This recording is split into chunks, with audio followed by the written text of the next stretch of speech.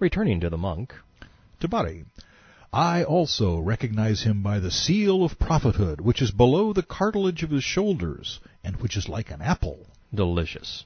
The apple has become the symbol of temptation. It's perfect for Islam.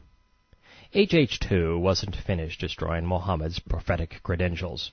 It went on to establish the Christian Byzantines as enemies in addition to the Jews.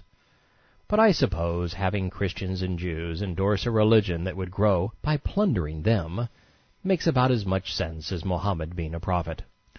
While Bahira was standing by them, beseeching them not to take the messenger to the land of the Byzantines, since if these saw him they would recognize him by his description and would kill him.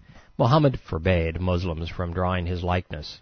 If his appearance was testimony of his prophetic credentials, and so easily recognizable, why would he do such a thing? Patricia Crone, an Islamic scholar and archaeologist, says, there are 15 different versions of Mohammed being blessed by a representative of a non-Islamic religion who recognized him as a future prophet. Some place this encounter during his infancy, others when he was 9. Some say it was when he was 25. One tradition maintains that he was recognized by Ethiopian Christians. Several say by a Syrian monk. Many claim by Yathrib Jews. One suggests that it was a local Hanif, while others maintain it was a sorcerer. Some even suggest that it was the belly of a dead animal. So what we have here is nothing more than 15 equally fictitious versions of an event that never took place. End of quote. The Muslim sages who can't remember what their prophet told them in Mecca are telling us that they can recreate a conversation between opposition parties in Syria. Let's listen in, and while we're doing so, let's try to determine why the Hadith contains this dialogue in the first place. The monk turned around and suddenly beheld 7 men advancing from the land of the Byzantines. He went up to them and said, "What brings you here?" They replied, "We have come because this prophet is appearing in this month.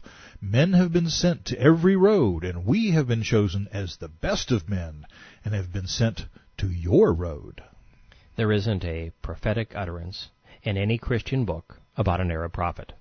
Yet we are led to believe that Christians not only knew exactly when, but precisely where they would find such an unspecified person.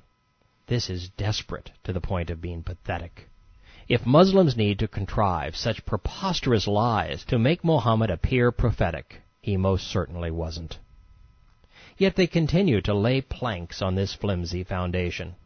Tabari, Zayd bin Amr, a Hanif poet whose words Mohammed based early Quranic revelations, said, "I expect a prophet from the descendants of Ishmael, in particular from the descendants of Abd al-Muttalb." In actuality, the first written confirmation of this precise prediction came 300 years after Mohammed's birth. By comparison, the last of the biblical messianic prophecies for which these Islamic predictions were contrived to compare were committed to writing 400 years prior to Christ's birth. And unlike all things Muslim, Christians have a paper trail. The Septuagint, the Greek translation of the Hebrew Bible compiled in Alexandria in 275 BC, survives to this day. The post-dated Hadith of Zayd, a man who rejected both Islam and Mohammed, continues, "I shall inform you of his description, so that he will not be hidden from you. He is neither short nor tall, whose hair is neither abundant nor sparse, whose eyes are always red, and who has the seal of prophethood between his shoulders. His name is Ahmad," a variant of Mohammed, "and this town," Mecca, "is his birthplace, and the place in which he will commence his mission. Then his people will drive him out and hate the message which he brings, and he will emigrate to Yathrib and triumph." The Islamic sages who put these words in the Hadith's mouth 3 centuries after his death want you to know that every faith, Judeo-Christian to Satanic, agrees. "I have traveled around in search of the faith of Abraham."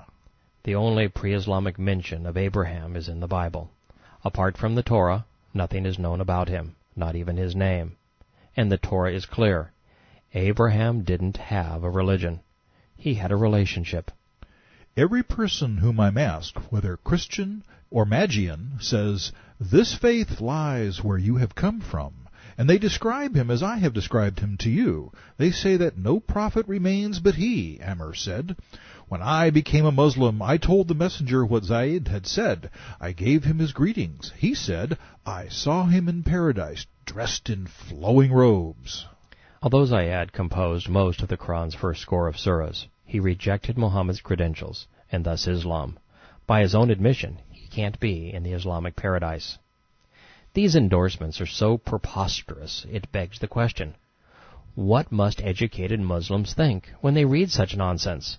You don't have to be a religious scholar to know that the Jewish Messiah can't be an Arab, or that Christians believe that the Messiah is the final prophet. So when this obvious deception was brought before Islam's lone messenger for certification, and he endorsed the lie, what must they think? Do they think? Why would one trust a man who must lie, or be lied for, to validate his calling? Ishaq.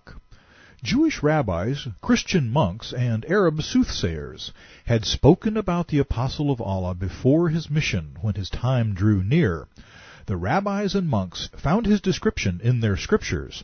The Arab occultists had been visited by Satans from the Jinn with reports which they had secretly overheard before they were prevented from hearing by being pelted with stars.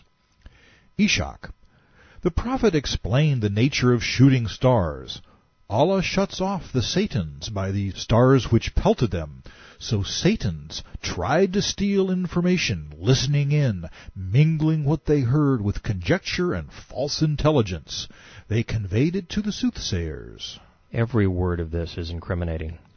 Ishaq. Umar bin al-Khattab, The future Caliph, was sitting with others in the messenger's mosque when a Bedouin came up looking for him. Umar said, "This man was a soothsayer in the Jahiliyyah." the Satan worshipper turned Allah advocate, said, "During the Jahiliyyah, pre-Islamic period of ignorance, we used to do worse things than you. We used to worship idols and embrace graven images until Allah honored us with Islam." You know you're dealing with a rotten religion when an occultist tells the champions of Islam, "We used to do worse things than you." The suggestion is that Mohammed's behavior in Yathrib, pedophilia, incest, rape, piracy, terrorism, genocide, and the slave trade, was better than serving a demon. "O men," the soothsayer said, "Allah has honored and chosen Muhammad, purified his heart and his bowels." Then the future Caliph, in Mohammed's presence, asked the former occultist what he learned from his demonic spirits. Ishaq. "Tell me," said Umar, "what is the most amazing saying which your familiar spirit," that would be a satanic jinn or demon, "communicated to you?